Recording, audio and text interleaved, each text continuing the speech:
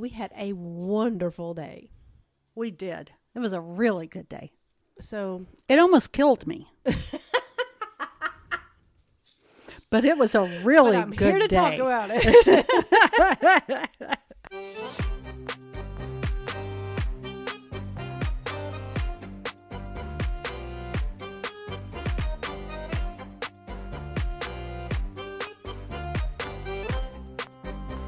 Hi, everyone, and welcome to our podcast, Wandering Works for Us.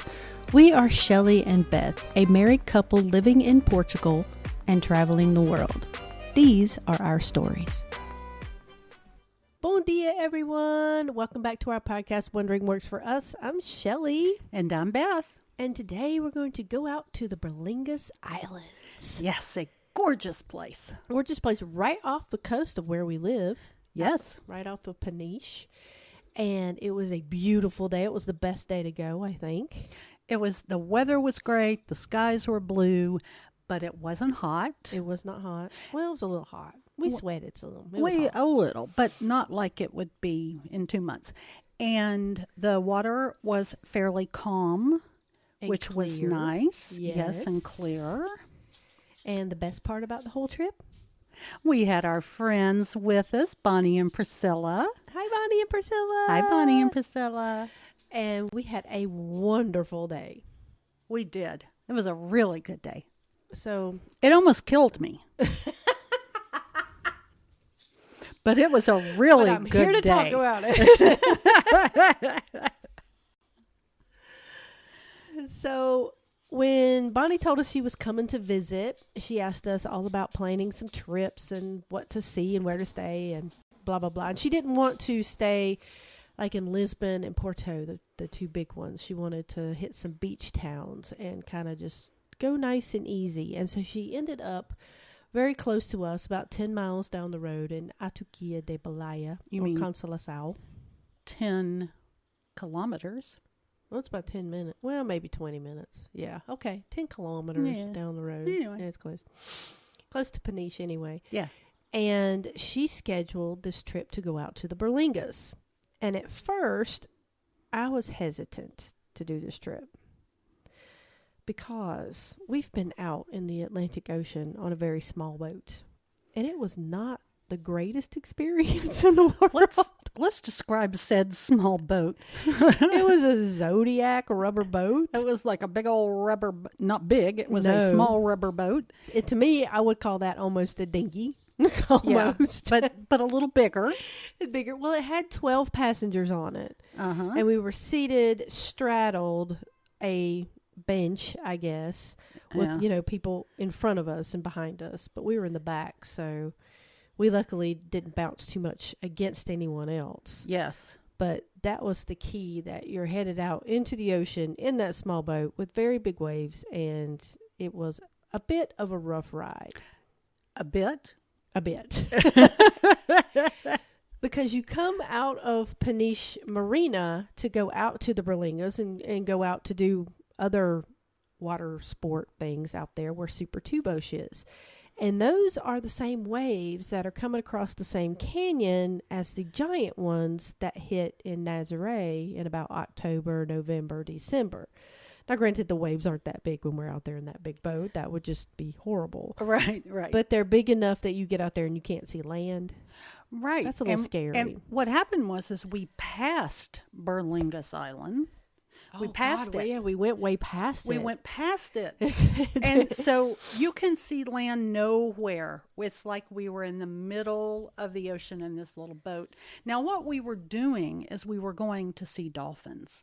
And I have to say that we got there and we saw mamas and little baby dolphins breaking together, breaking the surface and swimming. And it was so special. Yeah, they did deliver on the dolphins. They did, which is what we went for. And my son was with us and he loved it as much as I did. But I did not love it. No, well, Shelley grew up at the beach. She's seen a lot of dolphins. I worked on a dolphin cruise. Oh, that's right. I've seen the dolphins. Yes, but I had not. Neither had my son. And so we really enjoyed that part. That being said, We won't go on that one again. We don't want to go on a boat that small Yes. again. So when we were asked to do this, I was like, how big is the boat? If we're going 6 miles out to Berlengas, is it a big boat or is it a small boat? And it turns out that it was a good-sized double-decker catamaran boat that took us out to Berlengas. Yes. Very comfortable. There was even a bathroom. There was even a bathroom. There were a couple bathrooms on board. We booked it through Get Your Guide because that is where Bonnie had booked hers. And, of course, we like to use Get Your Guide. You can book it directly through Feeling Berlenga, though. That's who we used. Yes. On their big, giant blue boat. And are they feelingberlenga.com maybe? I think so, yes. Or .pt? I'm not sure. Not sure. But I'll have a link in the show notes and Yeah. this one on the blog. But we recommend them. They were Yes. very good. They were very good. And they will charge you to ferry you out for the day and pick you up, of course. Mm-hmm. And then they have other little excursions that they offer to do while they're there. And one of them is the cave tours. And Bonnie wanted to do the cave tours, and we looked into it. We're like, well, that sounds pretty cool. We'll sign up for the cave tours. And later we'll tell you why it's an excellent idea for you to do that. Worth any amount of money they ask you for. It is worth the €9 per person we paid to do the cave tour just for this one particular reason. Not to mention the caves were pretty cool. Yeah. So the ride out to Berlengas Island, and you go to Berlengas Grande Island. That's the only one they drop you off at. And How they many have a port. islands are out there? There's I don't 3. I believe there's 3. I know we can see 3. I don't know if But there's more. Berlengas and it's Berlengas, right, with an S? I think, yeah. Berlengas. It is the only one that you're allowed to go on. You can't go on the other 2. No, I'm sure if you were out in a private boat and you snuck up there, they might let you, but we do not recommend that. Don't do that. No, because it is a nature preserve. It's a UNESCO World Biosphere Reserve or something like that. Yes. So it's not a World Heritage Site, but it is, they're trying to preserve it. Yeah, and they used to do a lot of snorkeling and a lot of diving out there, and it was weighing on the island, so I think they backed off a bit on there. You can still dive, you can still do snorkeling, but they do it in specific areas. Yeah, specific areas and with specific companies. You can't just roll up in your own boat and do it. No. And that was good because it kept the traffic around the island down, It would have been kind of a little more touristy than we would want it to be. But they drop you off at the main port, and the port is right in front of their tiny, cute little beach where they say, hey, bring your bathing suit, and you can hang out on the beach for the day. And we did not do that because we were busy doing other things. I'm not entirely sure I would take a boat ride out there just to sit on that beach because we have so many pretty beaches on this side over here. True. And it was such a small beach. By the afternoon when we were getting ready to leave, it was crowded out there. But you can walk down to the beach, or you start your hike up the hill. Or you can just plop down in the restaurant and... The restaurant is up the hill. Well, that's true. You gotta go up the hill. That's true. Either you go to the beach, or you go up the hill, or you just sit there on the dock and wait for, whatever. When we opted to take the cave tour, they gave you a certain time that they were going to pick you up. The earlier tours, I believe, picked you up from the main dock area right there and drove you over to the fort. We opted for we lucked out and got the other. Well, you can pick. They will pick you up. I don't think you could pick. He told us what to do. Oh, okay. Yeah, but I could be wrong. We might check into that. Yeah. We recommend doing it like we did. Yeah. So you hike up the hill, and it's a steep incline. And once you get up to the first part, there's a cafe, and there's a restaurant, and that's where... Bathroom, and that's where the little tiny hotel is. Yeah, 6 rooms, is that? 5. 5 rooms. No, it might be 6. It's anyway, on the blog. Yeah. There's only 5 or 6 rooms. And those are in redone fishermen's cottages, because originally this island was fishermen going out, and they would, they had accommodations out there to hang out overnight and fish. And then, if you want to go to the fort, you have to hike across the island. It's only a mile. They say it takes 45 minutes. I think it took us over an hour. But the guy said, look, we're not going to pick you up until 12:15 for your cave tour. It's best for you to hike up the island, go to the fort, explore around the fort, do whatever you want. We'll pick you up at the fort. We're like, okay, no problem. So we start hiking up the hill. And we hike up the hill some more. We hike up the hill some more. And some more. And eventually, about the top is where the lighthouse is. Yes. And it's, when we say hike uphill, we mean like it's steep. It's steep. That was like a steep climb. It's paved, if you will. It has a concrete walk. That part of it does, because it goes up to the lighthouse. A lot of it to go up to the lighthouse. So I bet they bring like a little truck or something to bring supplies up to the lighthouse. Yeah. So that's paved. Yeah. So that wasn't I'd be scared to drive that road. There's no handrails on that. There's no rails on that road. You could fall right off and down the mountain. Boom, boom, boom. But it was really steep, and even for someone who is in perfect shape, I think they would find it difficult. Well, maybe not challenging, but a good workout. You know you'd done it. Yeah, we got our heart rate up quite a bit on this trek. But the thing is, the views are incredible all the way up. You get to look around the part of the island. You can see back over to Peniche. You can see the little caves and nooks and crannies. You know, the water is turquoise. It's beautiful. It's such a beautiful view. And you know how, for anybody who's been to the Grand Canyon, you know how when you get there and you try to take pictures of it, but there is no way that you can capture the beauty of it. It is just too vast, and your camera just, won't capture it really. This is kind of how that is. It's incredible. It really is. Oh, it was gorgeous.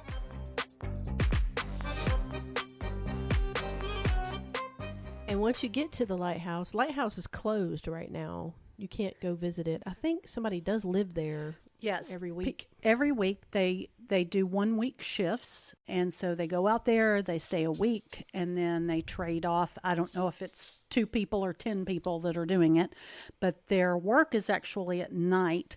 The lighthouse is automated, but they are up making sure that everything is working properly, and they monitor the instruments and all that. Cool. Yeah. So once you hit the lighthouse, the trail becomes dirt. And there's a slight incline, but it's not nearly as bad as what you just climbed. You just kind of going across the top of the island, taking in the views.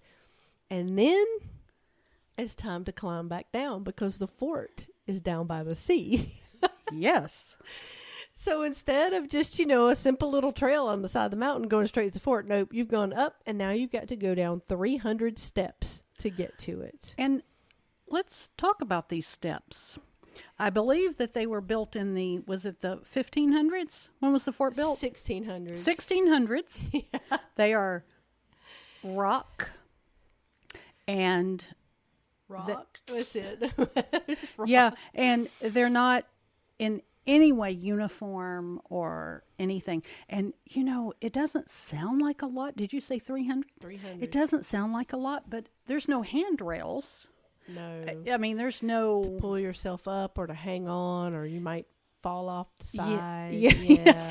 So it is... I found walking up much easier than walking down. Absolutely. And it's funny because when the lady was telling us about this particular trip and the hike over to the fort, she says, it's 300 steps. And both Bonnie and I are like, well, that's not very much. That's not a long walk. Well, she meant 300 steps that you walk down, not 300 steps to get to the fort. 300 steps after you've hiked up. After you've hiked up and come mountain. Down a little bit. Yes. Yeah. But you get a great picture of the fort. And the little bridge that goes across, that looks like an aqueduct, but it's not. It's just a bridge that goes across. But you do have to climb down. And at this point, I would highly recommend that you wear good sturdy shoes if you're going to do this hike. Oh, goodness, yes. There were so many people in flip-flops. I don't know how they did it. I think Bonnie wore her Birkenstocks, but she's used to wearing those all the time. So she didn't have any issues as far as I know. But, and they're supportive. Yeah. I could not have done it even in my sports sandals. But, sports sandals would be a good option too. My ankles turn, so we gotta wear the sneakers. But I'm glad I wore sneakers. Yeah, and there were some people that I saw on the way up or on the way down, and I thought, ooh, I don't know how they're going to make that. Yeah. And, it's not like we're completely out of shape or anything. We are. I mean, we are, but but we're not, we're not like somebody who hasn't. We can climb up a set of steps and not be out of breath. For the most part, yes, we can. But 300 steps is a different story. It was 300 steep steps. Now, all that being said, it was completely worth it. It was totally worth it. It was completely worth it.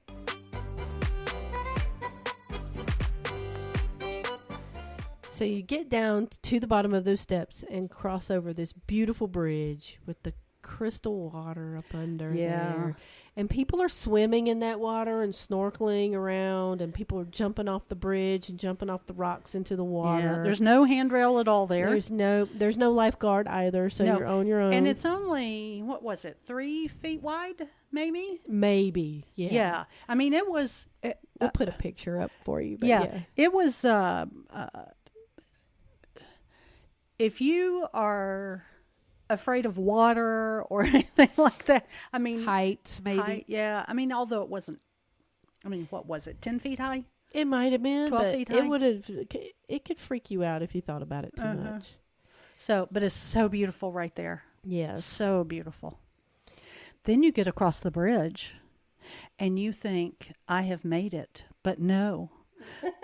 There are about 20 more steps to climb up, which are basically like climbing a ladder. They're so steep. They're steep. They're very steep. Very, very steep. steep. And then once you get up those, you have arrived at the fort. Yay! Whereupon Beth sat down for a few minutes. Yeah, because that was a rough climb. Now, we didn't see all of the fort. You can climb to the very top and get some great pictures. We didn't get up there because we were trying to rest. Now, the entire time on this hike, there's no shelter for you to get under. So we were it was midday pretty much in the sun, walking this for about an hour and some change. Not quite an hour and a half. Yeah, so take some water with you. Take water with you and sunscreen and a hat because there's no shade. So we were a bit overheated when we got there. But you can go inside. There's a little museum in the fort. It costs you €2, I believe, to get in. Mm-hmm. And there's a bathroom. So you can go to the bathroom. Mm-hmm. We went to the bathroom. We went to the bar, got us something to drink. They do have non-alcoholic, or you can have a sangria if you want. And then there was I think there was a little cafe upstairs. There might have been a cafe. That we didn't go to. Yeah, because you could go up there and take pictures all around. Yeah. No guardrails. Just go up there and take your pictures. Uh-huh. And then the boat for the cave ride picked us up down below. And this is where we come really grateful for taking that cave ride. Yeah. Because they're dropping us off back at the dock, and we don't have to do what we just did in reverse. Yes. Yeah, that was good. I'm not sure I could have done it. No. Now, the cave tour, of course, is in a very small boat, but you're close to the island. There's no waves. There's no issues. Oh, yeah. You're right in the coves. And the guy was so cool. He took us around to all the little caves. There's a blue cave there, and it was high tide for us, so we didn't get to go too deep into the caves because, well, you couldn't get in there. Yeah, but at low tide, you get to go in further. Yeah. But the water was, you could see the fish. Mm-hmm. It was just crystal blue. It was beautiful. So pretty. Yeah. And he told us about the granite rock that part of the island is made out of. The moss, remember he was telling us about, lichen, about the lichen that was growing and the different kinds. It was really interesting. He did it both in Portuguese and English. And so I was kind of in and out with the listening, but he does give you kind of an explanation of all of that and who lived on the island and when things were built. And they take you through under the bridge that we just walked over. Yeah, that was cool to go under it. Into one of the caves that gets you from one side of the island to the other where the fishermen went. And we were able to do that during high tide. Yes. And then swung us back around to Elephant Rock. Which really looks like an elephant. It's very cool. Looks like an elephant. and then gives us a little bit more history, and then takes us right back to the dock where we will be picked up. And that is why it's worth the €9. No, the tour was really great. Yeah, but we were grateful that we didn't have to walk that whole way back. Yes. That's it for the Cape Town. It's a short tour. It's probably less than 30 minutes. Yeah, yeah. And so then after that, we hiked back up the hill and had a couple beers at the cafe and waited for our boat. Yes, we did. And that was a lovely afternoon. It was really great. And then the boat ride back was nice. Much smoother than going in. Yes, because you're going with the waves. But also it was foggy. Remember? The fog rolled in. It was like Pirates of the Caribbean. Arg. It was kind of cool. But yeah, we the whole trip is 4 hours. And when we first saw that it was only going to be 4 hours, we were like, I don't know if that's enough time. Yeah, maybe we want to stay longer. It was plenty of time. It was plenty of time. Now, you can choose to stay longer. Yeah. We scheduled it for 4 hours. Yes, if you want to stay and swim and snorkel or and eat do all lunch that stuff, or whatever, lunch, you can actually stay all day. Yeah, you can stay longer. Our tour was only 4 hours, and I was fine with that. Yeah.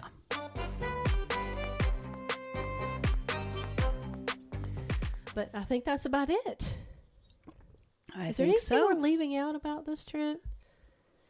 Yeah, I think I'm going to say the cost of the trip depends on who you book it through, because we did book it through Get Your Guide, and so therefore there are going to be some fees that are probably not charged directly from Feeling Berlenga or any other boat. But I would just book it. I mean, Get Your Guide is great, and we recommend them all the time. Yes. But you could book it straight through Feeling Berlenga. Yes.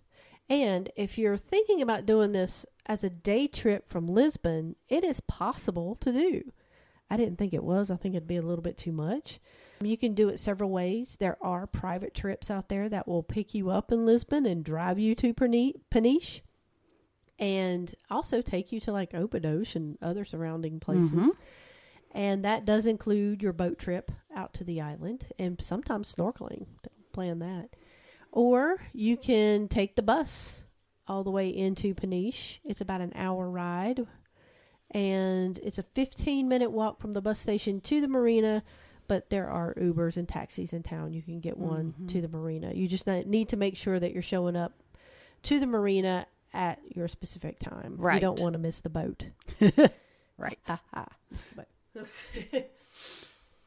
But I think that's it. We highly recommend it. Highly recommend it. It's incredibly gorgeous. It is. Just remember that it is going to be, it's a strenuous hike. So if you're not used to hiking or you're not in great shape, just keep in mind you need to take it slow. Bring water, bring sunscreen, bring a hat, bring snacks, bring stuff. There's no grocery store on the island. So if you wanted to stay the night, which is possible at some of those places, you have to bring in all of your food and water. There's nowhere to purchase that on the island. Right. Let's see, is there anything else we need to add to this? I don't think so. Okay. Well, what's coming up next? Do we have any idea? We keep jumping around on our podcast. We say such and such is coming up next, and then we're like, oh, we need to record this we need to do this one. No, I don't know what's next. Yeah, because we were talking about... We have several things. Yeah, we have several things. I think probably do the Convent of Christ next time. Okay. We probably will, since we thought we were going to do that after Battaglia, but we skipped it to do this one. Yes. All right. Well, if that's it... We're going to ask for the usual subscribe. Thank you so much for following us. Make sure that, you tell your friends about us. Yeah. Share all that share. Stuff. And if you feel like buying us a gin and tonic, we got a link on the website. My ice is almost melted now. Yeah, you can't really hear it, but yeah. But you can buy us a gin and tonic and just help us keep this operation going. Yeah, so thank you very much. Thank you, and so we will bid you a lovely boa tard. Boa tard. Thank you, everyone, for joining us today. If you would like to reach out to us or ask questions, you can find us on our social media pages on Instagram, Facebook, and TikTok. You can also follow us at our website, www.forus.com. That's www.forus.com. Hope to hear from you soon. Obrigada!